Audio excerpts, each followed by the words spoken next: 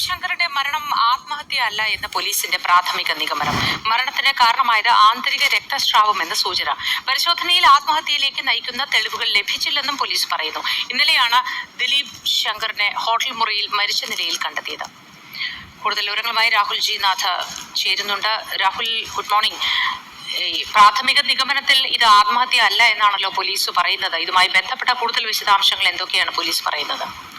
മോദി ഇന്നലെ ഇൻക്വസ്റ്റ് നടപടി പൂർത്തിയായ ഘട്ടത്തിൽ തന്നെ അവർ പറഞ്ഞിരുന്നു, പോലീസ് അനൗദ്യോഗികമായി പറഞ്ഞിരുന്നു, അത് ഈ പറയുന്ന ദുരൂഹതകളൊന്നുമില്ല, ഇത് സ്വാഭാവിക മരണമാകാനുള്ള സാധ്യതയാണ് ഉള്ളത് എന്ന തരത്തിൽ പറഞ്ഞിരുന്നു.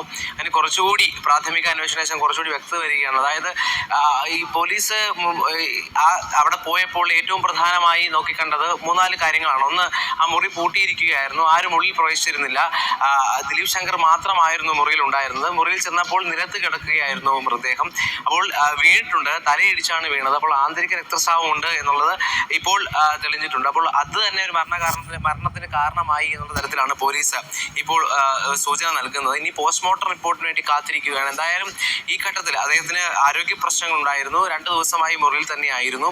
ആ ഘട്ടത്തിൽ മുറിയിലേക്ക് ചെല്ലുമ്പോൾ ആ മുറിക്കുള്ളിൽ മറ്റാരും ഉണ്ടായിരുന്നില്ല. ഈ കതക് തല്ലി പൊളിച്ചുകൊണ്ട് പോലീസ് ഉൾപ്പെടെയുള്ളവരാണ് അകത്തേക്ക് കയറുന്നത്. അപ്പോൾ അത്തരത്തിലുള്ള കാര്യങ്ങൾ സൂചിപ്പിച്ച് ഇന്നലെ തന്നെ ആ ക്രൈം സീനിൽ നിന്നുകൊണ്ട് തന്നെ പോലീസ് പറഞ്ഞത് ഇത്തരത്തിൽ ദുരൂഹതകളില്ല എന്ന തരത്തിൽ അനൗദ്യോഗികമായി പറഞ്ഞത്. ഇപ്പോൾ ഇൻക്വസ്റ്റ് നടപടി പൂർത്തിയായപ്പോൾ കുറച്ചുകൂടി വ്യക്തത വന്നു. ഇനി പോസ്റ്റ്മോർട്ടം റിപ്പോർട്ടിനായി കാത്തിരിക്കുകയാണ്.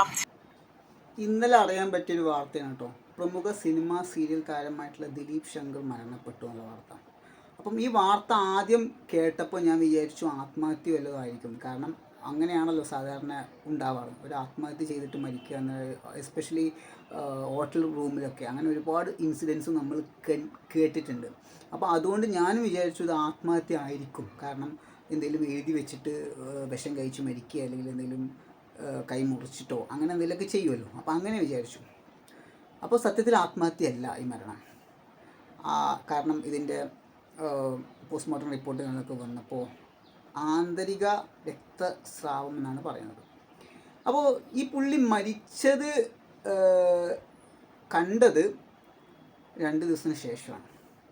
അതായത് പുള്ളി ഹോട്ടൽ റൂം എടുത്തിട്ടുണ്ടായിരുന്നു. ട്രിവാൻഡ്രത്തുള്ള ഹോട്ടൽ ആരോമ എന്ന് പറഞ്ഞ ഹോട്ടലിലാണ്, ആരോമ ക്ലാസിക് ഡേയ്സ് പറഞ്ഞ പാളയം ഭാഗത്തുള്ള ഹോട്ടലിലാണ് പുള്ളി റൂം എടുത്തിട്ടുള്ളത്.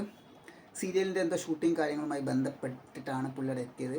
അങ്ങനെ 2 ദിവസമായിട്ട് പുള്ളി വെളിയിലൊന്നും ഉണ്ടായിരുന്നില്ല എന്നാണ് അവിടുത്തെ ആളുകൾ സംസാരിച്ചിട്ടുള്ളത്. അവർക്ക് തന്നെ വ്യക്തമായിട്ടുള്ള അറിഞ്ഞൂടാ. അപ്പോൾ എനിക്ക് മനസ്സിലായ കാര്യമാണ്, പുള്ളി 2 ദിവസമായിട്ട് ഫോണൊന്നും എടുക്കുന്നില്ല. പിന്നെ പുള്ളി പൊതുവേ ഫോൺ എടുക്കാത്ത ഒരാളാണെന്നുള്ള കാര്യം കൂടെ എനിക്ക് മനസ്സിലായി. എന്തെങ്കിലും ആവശ്യമുണ്ടെങ്കിൽ മാത്രം കോൺടാക്റ്റ് ചെയ്യുക, മെസ്സേജ് അയയ്ക്കുക എന്നുള്ളൊരിത്.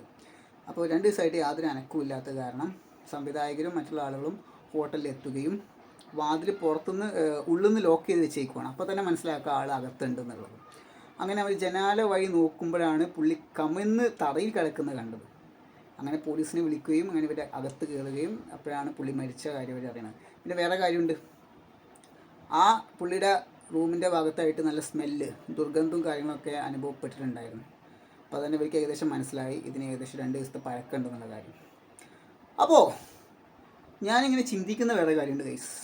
ഞാൻ ചിന്തിക്കുന്നത് മറ്റൊന്നുമല്ല, ഈ ആരോമ ക്ലാസിക് ഡേയ്സ് എന്ന ഹോട്ടൽ ട്രിവാൻഡ്രത്ത് അത്യാവശ്യം 3 സ്റ്റാർ ഹോട്ടലാണ്. ഞാൻ ഇതിൻ്റെ കാര്യം നോക്കി, ഗൂഗിളിൽ നോക്കിയപ്പോൾ 3 സ്റ്റാർ ഹോട്ടലാണ്.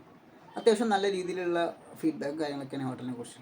അപ്പോൾ ഈ ഹോട്ടലിൽ ഒരു വ്യക്തി 2 ദിവസമായിട്ട് ആ വ്യക്തിയെ കാണുന്നില്ലെങ്കിൽ ഈ ഹോട്ടൽ റൂം ബോയ്സ് കാണും, അവിടുത്തെ ചെക്കർ കാണും, അവിടെ നിൽക്കുന്ന ആൾക്കാർ, റൂം ക്ലീനിങ് കാര്യങ്ങളുണ്ട്, റൂം സർവീസ് കാണും, ഫുഡ് ഓർഡർ ചെയ്യുന്നത് കാണും. ഇതൊന്നും ഇല്ലാതെ ഈ 2 ദിവസമായിട്ട് ഇവർ റെസ്പോണ്ട് ഇല്ലാതെ നിൽക്കുമ്പോൾ ഇവരാരും പോയി അന്വേഷിച്ചില്ല എന്നാണ് എൻ്റെ ഒരു ക്വസ്റ്റ്യൻ. അപ്പോൾ എത്രത്തോളം കെയർലെസ് ആയിട്ടുള്ള ഹോട്ടലും ജീവനക്കാരുമാണത്, അത് നിങ്ങൾ മനസ്സിലാക്കുക. എനിക്കതാ തോന്നിയത്, എത്രത്തോളം കെയർലെസ് ആയിട്ടുള്ള ആൾക്കാരാണ്. കാരണം സാധാരണ നമ്മളൊക്കെ റൂം എടുത്തു കഴിഞ്ഞാൽ, ഞാനും ഒരുപാട് ഹോട്ടലിലൊക്കെ ഞാൻ അക്കോമഡേറ്റ് ചെയ്തിട്ടുള്ള ഒരാളാണ്, അക്കോമഡേഷൻ വാങ്ങിയിട്ടുള്ള ആളാണ്.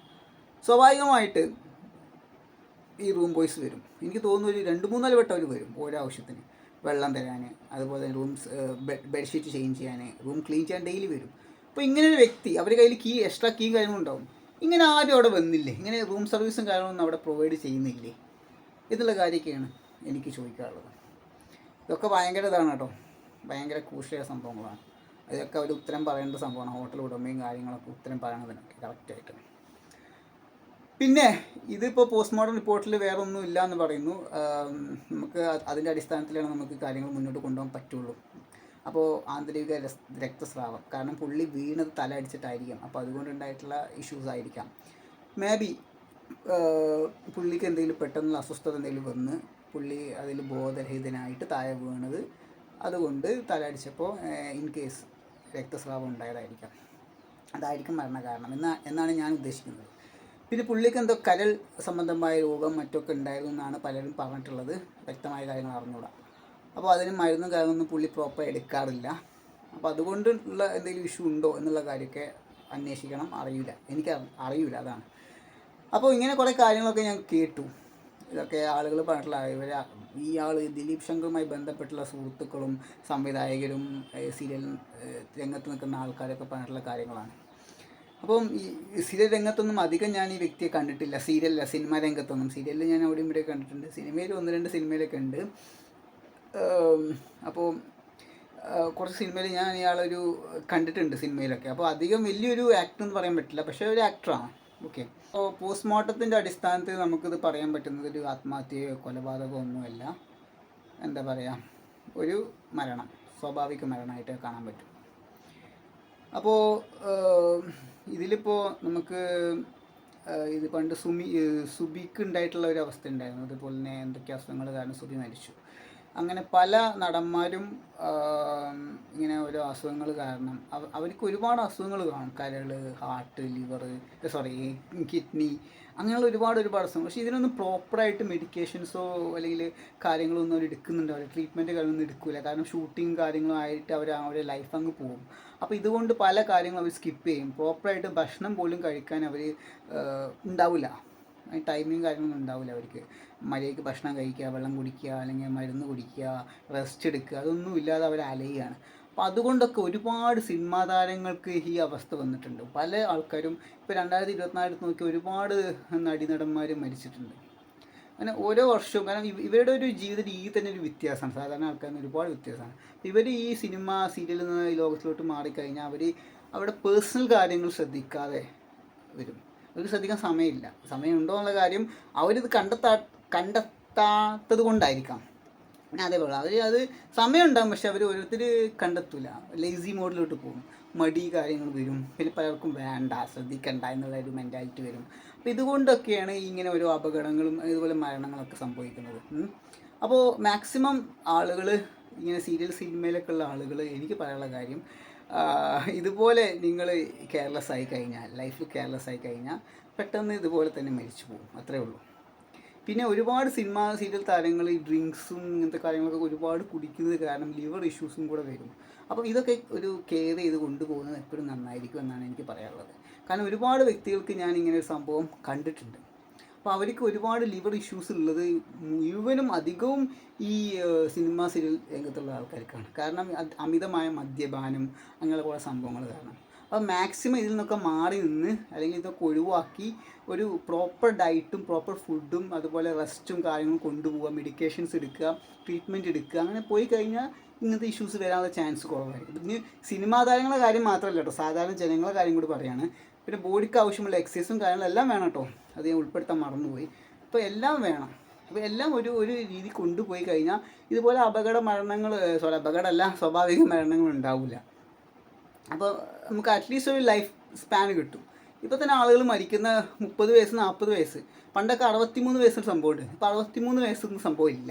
ഇപ്പോൾ 40 വയസ്സാകുമ്പോഴത്തേന് ആൾക്കാർ തട്ടിപ്പോവാണ്. അതിൻ്റെ കാരണം ഇതാണ്, ഡയറ്റ് ഇല്ല, മര്യാദയ്ക്ക് ഫുഡ് കഴിക്കുന്നില്ല, ഇനി അല്ലെങ്കിൽ ഒരുപാട് ഫുഡ് അനാവശ്യമായിട്ട് കഴിക്കുന്നു, ഡ്രിങ്ക്സ് കഴിക്കുന്നു, ഡ്രഗ്സ് യൂസ് ചെയ്യുന്നു, സ്മോക്ക് ചെയ്യുന്നു, ഹെൽത്തിൻ്റെ കാര്യം നോക്കുന്നില്ല.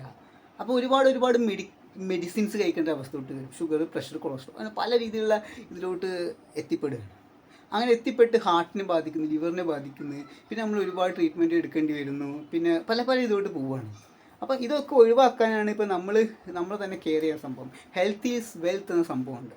ആരോഗ്യമാണ് വലിയൊരു സമ്പത്ത്. നമ്മൾ കുറേ പൈസ ഉണ്ടാക്കി വെച്ചിട്ട് കാര്യമില്ലല്ലോ. നമ്മൾ ആരോഗ്യം നമ്മൾ നോക്കണം. പണം കൊണ്ട് നമുക്ക് ചിലപ്പോൾ ആരോഗ്യം തിരിച്ചെടുക്കാൻ പറ്റില്ല. അങ്ങനെ സംഭവമുണ്ട്. പോയ ആരോഗ്യം ചിലപ്പോൾ അല്ലെങ്കിൽ നമ്മളെ കയ്യിൽ നിന്ന് വിട്ട് കഴിഞ്ഞാൽ അത് തിരിച്ചെടുക്കാൻ പറ്റില്ല. അപ്പോൾ അതുകൊണ്ട് മാക്സിമം ആരോഗ്യം ശ്രദ്ധിക്കുക എന്ന കാര്യം. എനിക്കിപ്പോൾ 1-2 ആൾക്കാരുടെ മരണവുമായി ബന്ധപ്പെട്ട്, സുബിയുടെ കേസാണെങ്കിലും ഈ പറഞ്ഞ ദിലീപ് ശങ്കറിൻ്റെ കേസാണെങ്കിലും എനിക്ക് പറയാനുള്ളത്. കാരണം എല്ലാം സാമ്യമാണ്, അങ്ങോട്ടും ഇങ്ങോട്ടും കെയർലെസ് ആണെന്നാണ് പറയുന്നത് എല്ലാവരും. സുബിയുടെ കേസ് സുബി പറയുന്നുണ്ട് കെയർലെസ് ആണെന്ന കാര്യം, പലരും പറഞ്ഞു. അതുപോലെ ദിലീപ് ശങ്കറിൻ്റെ കേസായാലും പറയുന്നുണ്ട് സുഹൃത്തുക്കളും മറ്റും ഭയങ്കര കെയർലെസ് ആണ്, അസുഖത്തെക്കുറിച്ച് ബോധമില്ല. ബോധം ഉണ്ട്, പക്ഷേ ആൾ ശ്രദ്ധിക്കുന്നില്ല. ഇപ്പോൾ മെയിനായിട്ടുള്ള കാരണം ഇതാണ്. പല തിരക്കുകളും മറ്റുള്ള കാര്യം കൊണ്ട് മിസ് ചെയ്യുന്ന കാര്യങ്ങളാണ്. പക്ഷേ അത് ലൈഫ് നശിക്കാൻ അത് മാത്രം മതി, ലൈഫ് പോവാൻ, ജീവിതം കൈവിട്ടു പോകാൻ.